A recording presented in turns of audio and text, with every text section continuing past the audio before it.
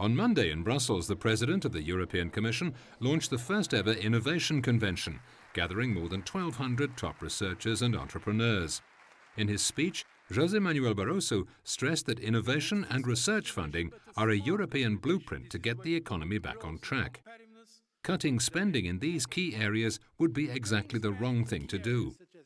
He announced the appointment of the Commission's first chief scientific advisor, Professor Anne Glover, who will advise him directly on major scientific and technological developments.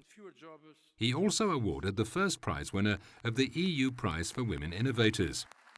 Dr. Gitte Neubauer, co-founder of Cellzome, was awarded the first prize for her groundbreaking research into chemoproteomics and targeted medicine against inflammatory diseases and cancer.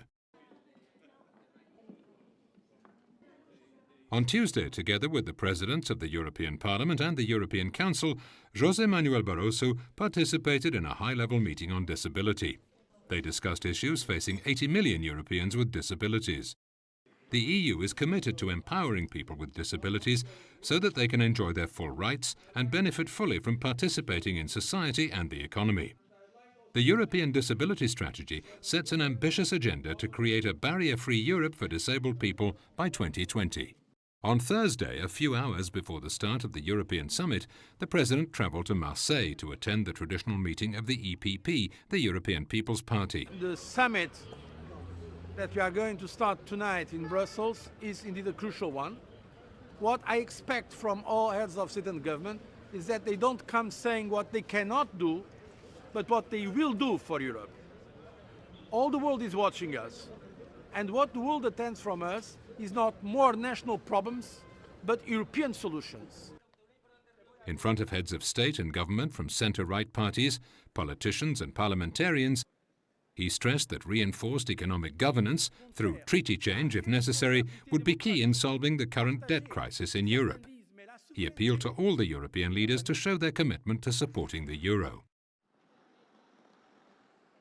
A few hours later, the President joined the European heads of state and government at the European Council in Brussels.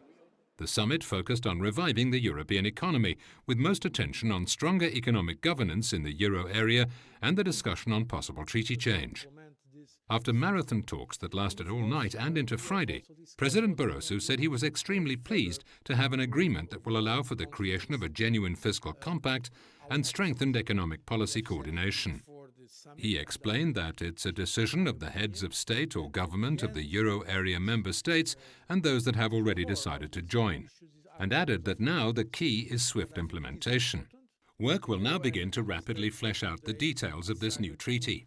The Commission will be active to ensure swift preparation of a treaty that's fully compatible with EU law and also that preserves the role of the European institutions. Since the fiscal compact has taken the form of an intergovernmental treaty with 23, who will enforce actually the rules? And secondly, do you think the formula now chosen is as credible for the markets as would have been a full treaty change? Thanks. I have to be very open and honest with you as always. We would have preferred, of course, an agreement, a unanimous agreement.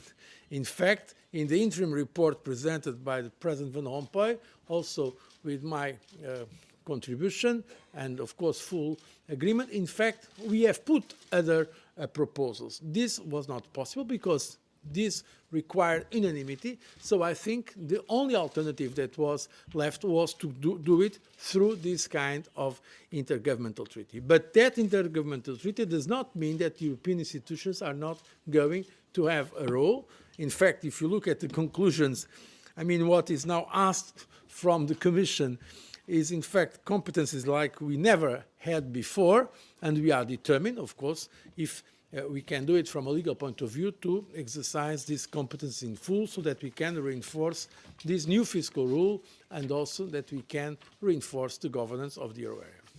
He also welcomed the heads of state or government's commitment to examine swiftly the new rules proposed by the Commission last November 23rd, namely assessing and monitoring draft budgetary plans, correcting excessive deficit in the euro area member states when necessary. It would also strengthen economic and budgetary surveillance of member states experiencing or threatened with serious difficulties in respect of their financial stability in the euro area. Finally, Croatia clinched an agreement on Friday to become the 28th member of the European Union as of the 1st of July 2013.